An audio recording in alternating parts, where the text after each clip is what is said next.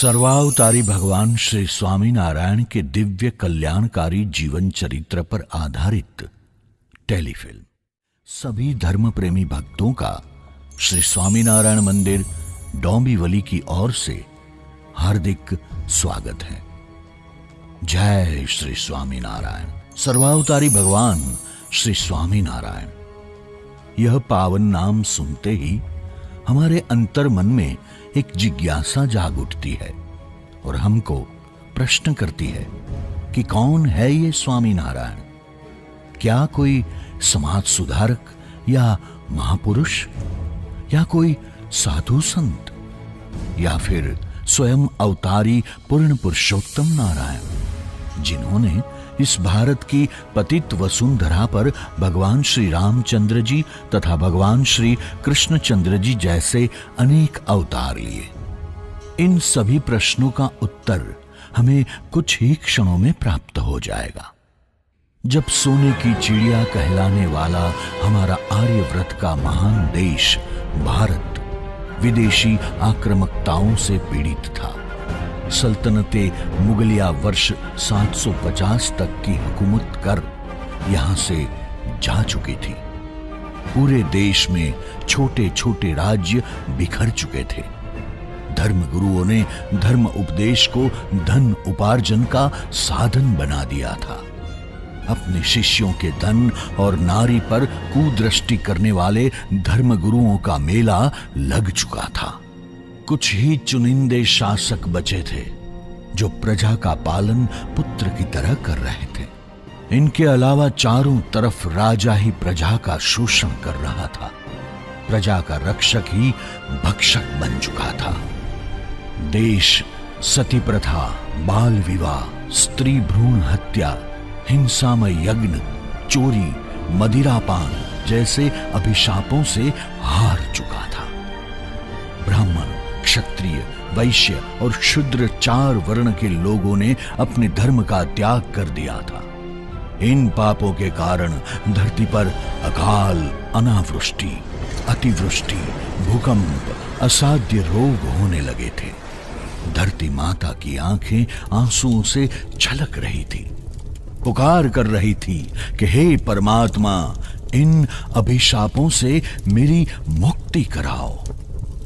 तब स्वयं के सनातन अक्षरधाम में विराजमान पूर्ण पुरुषोत्तम नार सर्व अवतारों के अवतारी सर्वोपरि भगवान श्री स्वामीनारायण महाप्रभु जी ने इस भारत की वसुंधरा पर सधर्म की स्थापना तथा अपने प्रेमी भक्तों को सुख देने, उनकी भक्ति की सिद्धि के पावन संकल्प से अवतार धारण करने का संकल्प किया। सर्वोपरि भगवान श्री स्वामीनारायण ने अपने प्रागट्य के लिए दिव्य धाम बद्रिकाश्रम को चुना। पतित पावनी सप्तधारा युक्त करने वाली भागीरथी गंगा के तट पर बसे बद्रिकाश्रम में भगवान श्री नर नारायण ने अपने स्वयं के आविर्भाव के कारण सर्वोपरि श्री स्वामीनारायण भगवान के स्वरूप में अपने मन की वृत्ति रखकर ध्यान कर रहे थे। तब बद्रिकाश्रम की यात्रा करने के पावन हेतु से भारतवर्ष के महान तपस्वी ऋषि मुनि भगवान श्री नर नारायण के दर्शन करने पहुंचे और भगवान श्री नर नारायण के दर्शन पाकर तृप्त हुए। तब भगवान नर नारायण ने ऋषि मुनियों का एवं भारत देश का हाल चाल पूछा। तब भारत की दयनीय हालत का वर्णन करते हुए ऋषियों ने कहा, आज भारत की वसुंधरा पर कोई भी धर्म में नहीं है।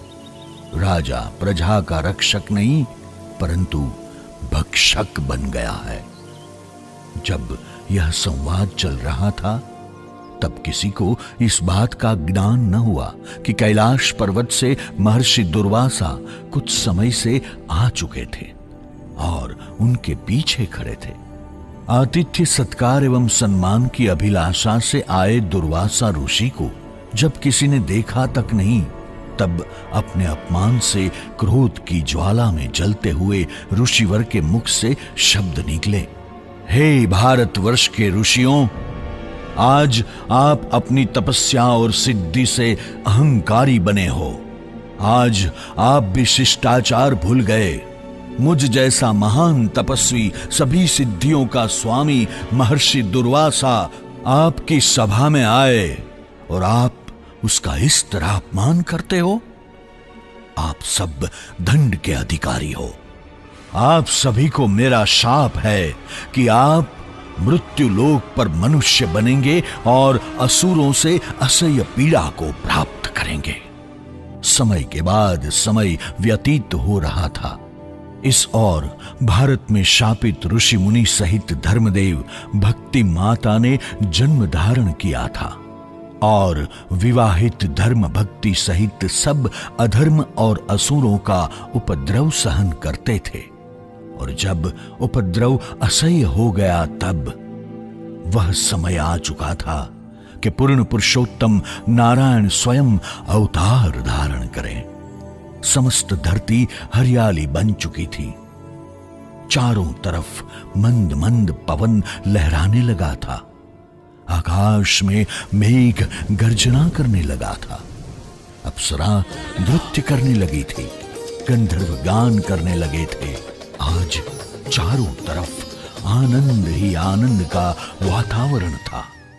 तब संवंत 1837 चैत्र शुक्ल नवमी तिथि के दिन दिनांक 2 अप्रैल 1781 और सोमवार के दिन अक्षराधिपति पूर्ण पुरुषोत्तम सर्वावतारी सर्वोपरि सभी शास्त्रों की भविष्यवाणी को सत्य करने के पावन हेतु से भगवान श्री स्वामी नारायण का प्रागट्य हुआ।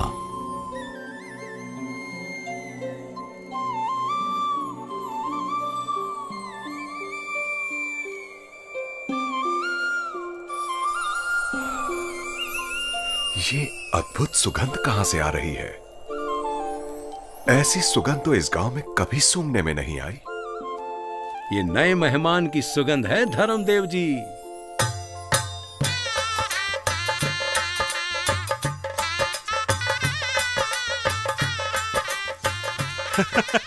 आपका बेटा सारे गांव को जगा गया धर्मदेव जी। ये तो कुछ नहीं, एक दिन पूरी दुनिया को जगाएगा ये बच्चा।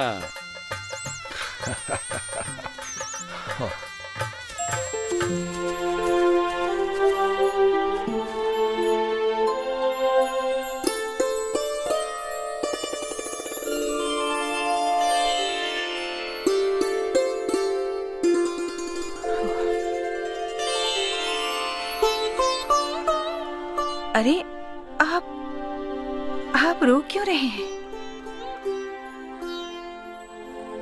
ये तो शुभ घड़ी है। केवल शुभ नहीं देवी, दिव्य घड़ी है। हम तो द्वार हैं। पता नहीं किस दिव्य चेतना ने देह धारण करने के लिए हमें चुना है कि सारा घर प्रकाश से भर गया है। मुझे तो लगता है कि ये बालक केवल हमारे घर को ही नहीं, पूरे विश्व को प्रकाश से भर दे। सर्वोपरि भगवान श्री स्वामी नारायण का प्रागट्य उत्तर प्रदेश के एक छोटे से गांव छपिया में हुआ, जो मर्यादा पुरुषोत्तम भगवान श्री रामचंद्र जी की जन्मभूमि अयोध्या से केवल 28 किलोमीटर की दूरी पर है। भगवान श्री स्वामी नारायण का प्रागट्य जिस पावन स्थान पर हुआ है, उसी स्थान पर भगवान श्री स्वामी नारायण का संगे मरमर पत्थर से भव्य मंदिर है। भगवान का प्रागट्य हुआ। चारों तरफ आनंद और उत्साह का वातावरण था। परंतु असुरों के विपत काल का प्रारंभ हो गया था। जिस तरह द्वापर युग में कंस श्री कृष्ण भगवान का बैरी बना था, ठीक उसी तरह कलयुग में काली दत्त नाम का असुर भगवान का बैरी था। जैसे कंस ने भगवान श्री कृष्ण का वध करने के लिए पुतना को भेजा था, ठीक उसी प्रकार काली दत्त ने कृत्या नाम की राक्षसियों को भगवान श्री स्वामी नारायण का वध करने भेजा था। प्रभु, केवल 6 दिनों के थे। तब इन कृत्याओं ने माता भक्ति देवी की गोद से छीन लिया और आकाश मार्ग से भागने लगी। तब प्रभु का नित्य दर्शन करने हेतु भक्तराज हनुमान जी का आगमन हुआ। प्रभु की सेवा में हमेशा तत्पर हनुमान जी ने प्रभु को वंदन करके कृत्याओं को मार भगाया और प्रभु श्री को माता भक्ति देवी को अर्पण कर दिया। समय के बाद समय व्यतीत हो रहा था। प्रभु श्री नित्य अपना ऐश्वर्य प्रताप दिखा रहे थे। प्रभु श्री की बाल्य अवस्था में उनके दर्शन करने के लिए ब्रह्मा जी, विष्णु जी और शिव जी अनेक बार छपिया पधारे हैं। अपने जीवन के 3रे वर्ष की छोटी आयु में भगवान श्री स्वामी नारायण ने मायावी और भयंकर असुर काली दत्त का वध करके पृथ्वी को उसके पाप से मुक्त किया। जब प्रभु श्री 8 वर्ष के हुए तब अपवित्र प्राप्त कर भिक्षुक का रूप धारण कर संसार से दूर जाने का निर्णय किया। परंतु फिर सोचा कि मेरे सभी पूर्व अवतारों में मेरे माता पिता ने मेरे विरह में बहुत कष्ट सहा है, परंतु इस बार उन्हें मेरे स्वरूप का ज्ञान देकर, मेरे साथ प्रेम का सुख देकर, दिव्य गति प्राप्त कराकर फिर संसार का त्याग कर मुमुक्षु जीवात्माओं को अपने स्वरूप का ज्ञान दूं। बाद में माता भक्ति देवी की अति सेवा कर अपने स्वरूप में से दिव्य तेज के राशि में स्थित अपने अक्षरधाम में स्थित स्वरूप के दर्शन कराकर हरि गीता का दिव्य ज्ञान देकर माता को अपने सानिध्य का सुख दिया। तत्पश्चात पिता धर्मदेव को भी अपने सर्वोपरि स्वरूप का ज्ञान देकर अपने दिव्य धाम में निवास करवाया। भगवान श्री स्वामी नारायण ने अपने दिव्य चरित्र से यह उपदेश दिया कि एक पुत्र के लिए माता पिता की सेवा ही सबसे बड़ा कर्तव्य है। बाल प्रभु ने गृह त्याग किया तब उनकी उम्र 11 साल की थी। खुले शरीर, नंगे पांव, न कोई साधन न कोई सहारा, निकल पड़े थे इतनी छोटी सी उम्र में बर्फीले हिमालय की ओर और वन की गहरी राह पर निकल पड़े अनेक साधकों को युगों की साधना के फल स्वरूप स्वदर्शन देने के लिए। मार्ग में उनकी बाल योगी की छवि देखकर लोग उन्हें नीलकंठ के नाम से संबोधित करने लगे। कई दिन फिरते फिरते महाप्रभु श्री नीलकंठ जी घाट जंगल में विशाल वट वृक्ष के नीचे रात्रि निवास किया और उस वृक्ष में रहते काल भैरव का हनुमान जी द्वारा विनाश करवाया। वहां से आगे चलकर श्री नीलकंठ वर्णी हरिद्वार, गुप्त प्रयाग, केदारनाथ, बद्रीनाथ आदि तीर्थों को पावन करते हुए पुलहाश्रम पहुंचकर वहां तीव्र तपश्चर्या करके अपना शरीर कृश कर दिया। वहां से आगे चलकर वर्णिराज नीलकंठ ने गोपाल योगी का उद्धार किया। वहां से आगे चलकर नवलखे पर्वत पर वर्षों से साधना करते 9 लाख योगियों को साधना के फल स्वरूप अपने दर्शन देने के लिए पधारे। वहां से आगे चलकर कपिलाश्रम को पावन करके भारतीय संस्कृति के मुख्य 4 तीर्थधामों में से एक जगन्नाथपुरी पधारे। जगन्नाथपुरी में महाप्रभु श्री नीलकंठ वर्णी 10 मास तक के निवास दौरान हजारों असुरों का नाश करके मानसपुर पधारे। वहां से तीर्थों में विचरण करते करते वर्णिराज नीलकंठ जी गुजरात की धरा को अपने चरणारविंद से पावन करने सूरत शहर पधारे। तापी, नर्मदा और मही नदी पार करके तुलसीश्याम, गुप्त प्रयाग, लोढ़वा, प्रभास होकर जूनागढ़ गिरनार पर्वत पर पधारे। वहां से मांगरोल होकर महाप्रभु श्री नीलकंठ वर्णी जी सुबह ब्रह्म मुहूर्त में गुजरात के सोरठ प्रांत के छोटे से गांव लोज में पधारे। लोज में सुखानंद स्वामी के माध्यम से सद्गुरु मुक्तानंद स्वामी के साथ मिलन हुआ। स्वामी का ज्ञान और साधुता देखकर 7 वर्ष 7 मास और 11 दिन में की गई 7 देशों की 12,500 माइल की सफल पैदल यात्रा को विराम ही नहीं परंतु समाप्त कर देने का निर्णय ले लिया और गुजरात की धरा पर ही ठहर गए महाप्रभु श्री नीलकंठ।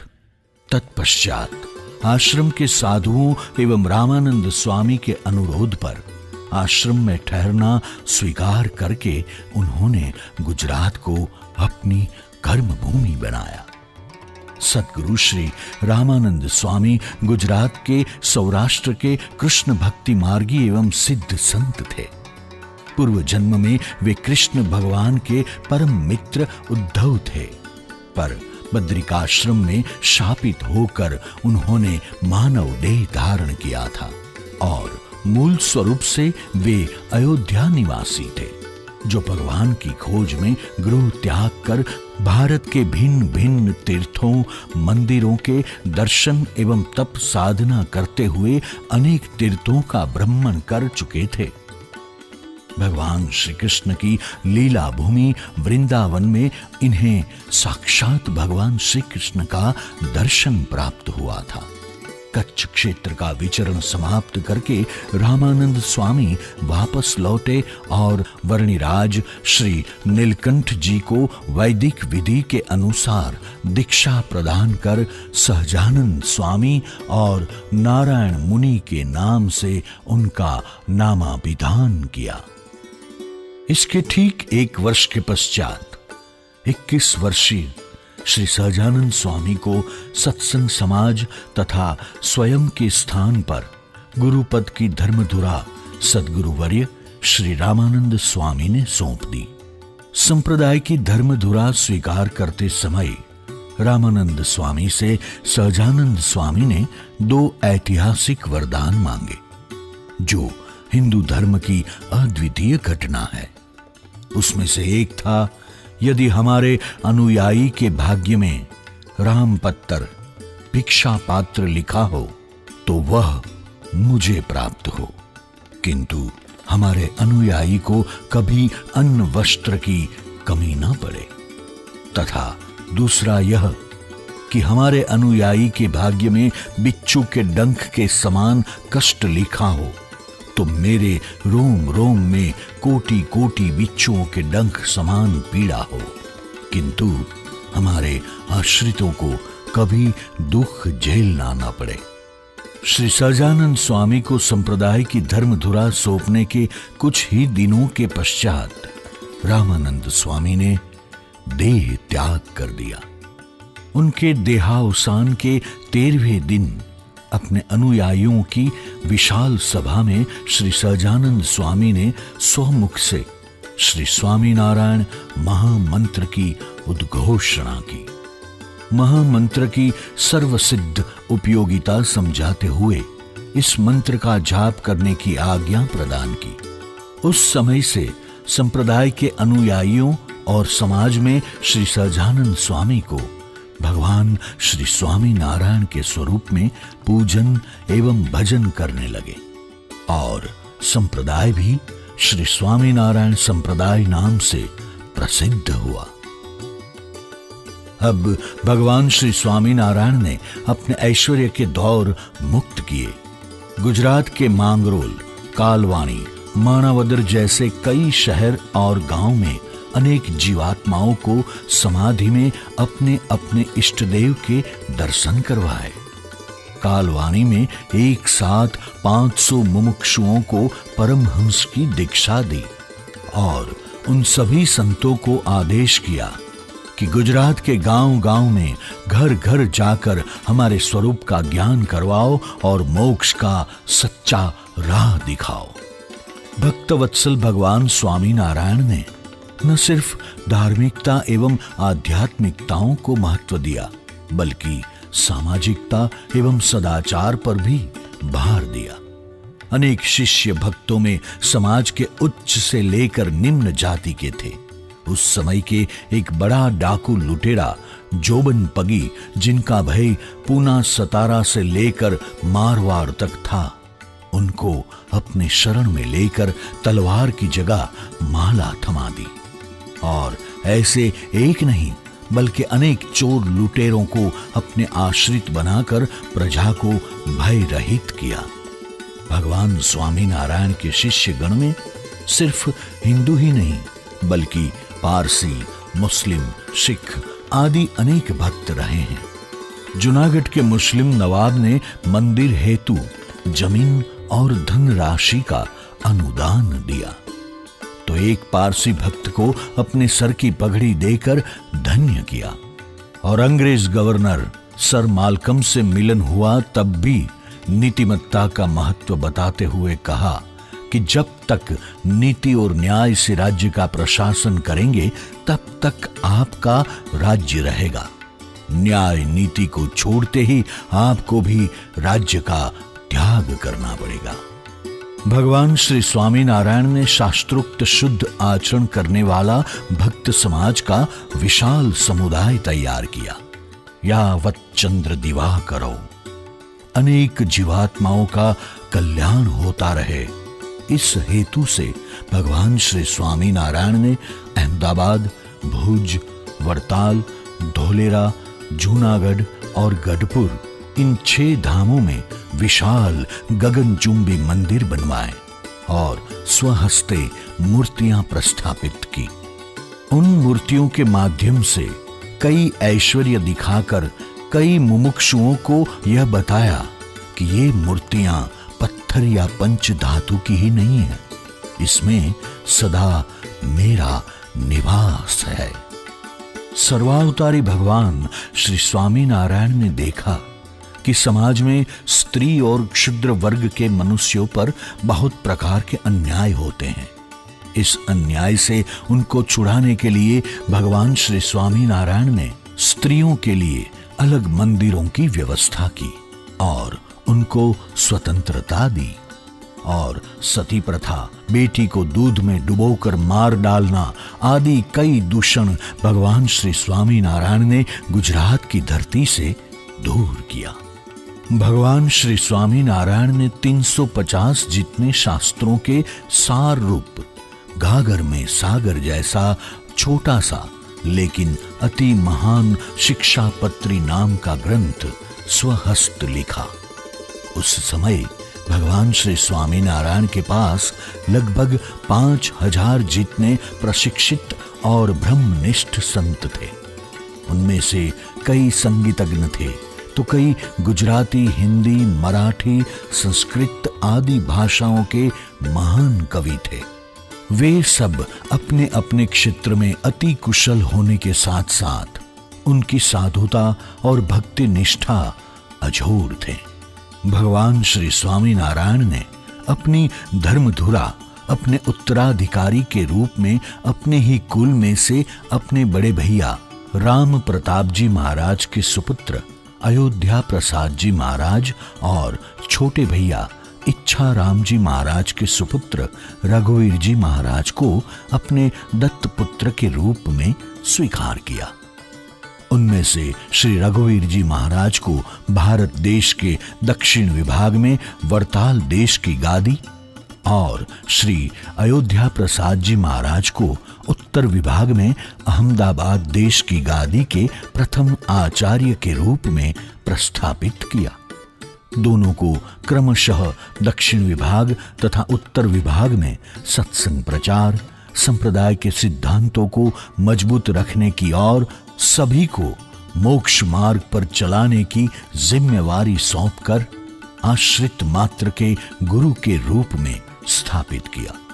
साथ ही सभी त्यागी तथा गृहस्थ सत्संगी को आदेश दिया कि हमने जो आचार्य पद की स्थापना की है उनको कभी भी साधारण मनुष्य नहीं समझना और वे आचार्य हमने प्रस्थापित की हुई प्रणालिका के अनुसार उत्तरोत्तर उनकी परंपरा में आने वाले आचार्य हमारे अपर स्वरूप ही हैं, इस तरह उनके प्रति परम आदर भाव रखना। जय श्री स्वामीनारायण।